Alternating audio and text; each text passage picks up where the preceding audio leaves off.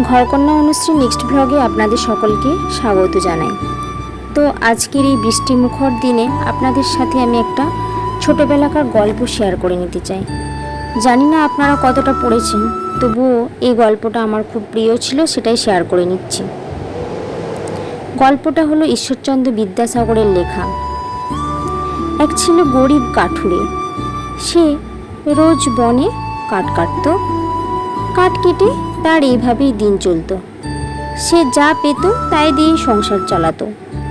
একদিন সে বনে গিয়ে নদীর ধারে কাঠ কাটতে লাগলো। হঠাৎ তার হাত ফসকে কুড়ালটি নদীর জলের মধ্যে পড়ে গেল।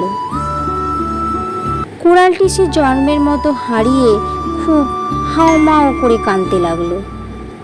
কুড়াল নেই, সে কাঠ কাটবে কি দিয়ে? খুবই চিন্তান্বিত। কাঠ না হলে পরের দিন আবার সে কি দিয়ে রান্না করবে, তার বউ কি বিক্রি করার পর খাবে কি, এসব নিয়ে খুব ভাবনা চিন্তা করছিল।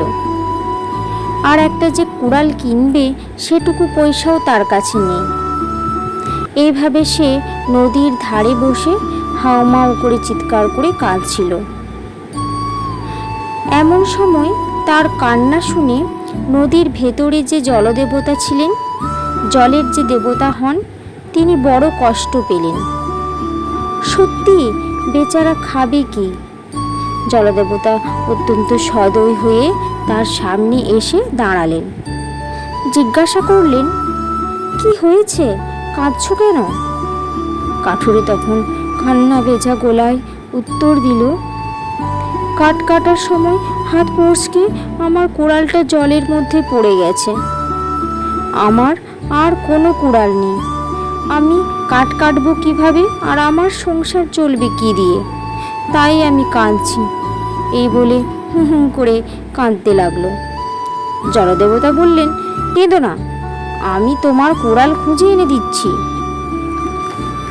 এই কথা শোনার পর কাঠুরে কিছুটা হলেও নিশ্চিন্ত হলো। বলে এই কথা বলার পর জলদেবতা চলে গেলেন একেবারে নদীর মধ্যে এবং টুপ করে ডুব দিয়ে একটি সোনার কুড়াল আনলেন এবং জিজ্ঞেস করলেন, এই কুড়ালটি কি তোমার? কাঠুরে ভেজা কান্নায় বলল, না না, এটা আমার কুড়াল নয়, এ তো সোনার কুড়াল। জলদেবতা পর মুহূর্তে আবার নদীতে ডুব দিলেন। উঠে এলেন একটি রূপার কুড়ালকে হাতে নিয়ে। বললেন, এই কুড়ালটি কি তোমার? কাঠুরে বলল আবার, না, এটা আমার কুড়াল নয়, এ তো রূপার কুড়াল। জলদেবতা আবার নদীতে ডুব দিলেন। আবার জলের মধ্যে ডুব দিয়ে তিনি তুলে আনলেন একটি লোহার কুড়ালকে। কুড়ালটি দেখিয়ে বললেন জলদেবতা ওই কাঠুরেকে, এটা কি তোমার কুড়াল? তখন সেই জলদেবতার হাতে লোহার কুড়ালটি দেখে কাঠুরে অত্যন্ত আনন্দিত হলেন এবং বললেন, হ্যাঁ হ্যাঁ জলদেবতা, এটা তো আমারই কুড়াল। জলদেবতা তাকে লোহার কুড়ালটি দিয়ে বলল, একটু দাঁড়াও। বলে তিনি আবার জলে ডুব দিলেন এবং তারপর এক হাতে সোনার কুড়াল, এক হাতে রূপোর কুড়াল আর আরেকটি হাতে লোহার কুড়াল, এই তিনটি কুড়াল একই সঙ্গে ওই কাঠুরেকে উপহার দিলেন। কেননা কাঠুরে অত্যন্ত সততার সাথে তার কুড়ালটিকে চিনেছিল। সে কোনো প্রকার লোভ করেনি, যা দেখে জলদেবতা অত্যন্ত খুশি হয়েছিল। জলদেবতা কাঠুরেকে এই তিনটি কুড়াল প্রদান করিয়া অদৃশ্য হয়ে গেলেন। কাঠুরে জলদেবতাকে প্রণাম করে কুড়ালগুলি নিয়ে যথারীতি বাড়ি ফিরে আসলো। সোনা ও রূপার কুড়াল দুটি বেচে সে অনেক টাকা পেল। তা দিয়ে তার সংসারের সমস্ত অভাব ঘুচে গেল। তবু সে বনে কাঠ কাটা কিন্তু ছাড়েনি। রোজ বনে গিয়ে কাঠ কাটে, কাঠ বেচে আবার সংসার চালায়। কারণ সে তার ভিত্তি মূলকে কখনোই ছাড়তে চায়নি, আর কোনো রকম অহংকারের মধ্যে সে নিজেকে জড়াতে চায়নি। এই কারণের জন্য কাঠুরে তার বৃত্তিকে কখনোই পরিত্যাগ করেননি। এইভাবে গায়ের সবাই কাঠুরের কুড়াল হারানো এবং জলদেবতার কাছ থেকে 3টি কুড়াল পাওয়ার গল্প শুনতে লাগলো এবং সবার মনে একটু একটু করে ওই কাঠুরের প্রতি হিংসা জন্মাতে লাগলো। কিন্তু এই মুহূর্তে লোভী কাঠুরে তার লোভবশত ভাবলো সেও বনে গিয়ে কুড়াল হারিয়ে ওই রকমই জলদেবতার কাছ থেকে সোনা ও রূপার কুড়াল আদায় করে আনবে। যেমন ভাবা তেমন কাজ। ওই একদিন লোভী কাঠুরে বনে গিয়ে নদীর ধারে কাঠ কাটতে লাগলো আর কাঠ কাটতে কাটতে লোহার কুড়ালটি জলের মধ্যে ফেলে দিল এবং ওই আগের কাঠুরের ন্যায় বা সৎ কাঠুরের ন্যায় সে কি কান্না করতে শুরু করলো নদীর পাড়ে বসে। জলদেবতা যথারীতি সে কান্না শুনে উঠে আসলো এবং লোভী কাঠুরেকে জিজ্ঞাসা করলো, কাঁদছো কেন? তখন লোভী কাঠুরে উত্তর দিল যে সে তার কুড়ালটি হারিয়ে ফেলেছে।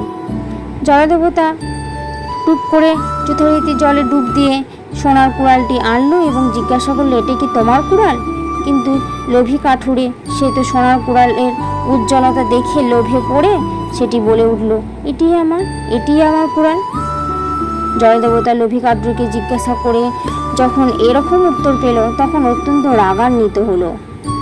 কাঠুরিকে বলল যে তুমি অত্যন্ত লোভী ও মিথ্যাবাদী, সেই কারণে তুমি তোমার লোভের কারণে এই 3টি কুড়ালি তুমি হারালে। এই বলে জলদেবতা জলের মধ্যে অদৃশ্য হয়ে গেল।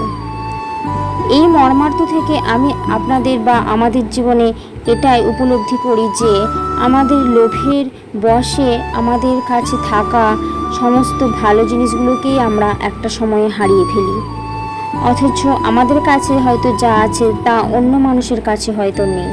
কিন্তু আমরা অন্য মানুষের জিনিসের প্রতি এতটাই লোভ দিই যে আমরা নিজেদের কাছে থাকা ভালো জিনিসগুলোকে উপলব্ধি করতে পারি না বা চাই না। তাই এটাই নীতিবাক্য হওয়া উচিত আমাদের জীবনে এবং ওই লোভী কাঠুরের জীবনে যে লোভের দ্বারা কোনো ভালো জিনিসই লাভ করা সম্ভব নয়। তাই আমাদের জীবনে সবসময় লোভ থেকে দূরে থেকে সৎভাবে কিভাবে উপার্জন করা সম্ভব সেদিকে আমাদের লক্ষ্য রেখে জীবনে এগিয়ে যেতে হবে। গল্পটি ভালো লাগলে একটা লাইক এবং সাবস্ক্রাইব কমেন্ট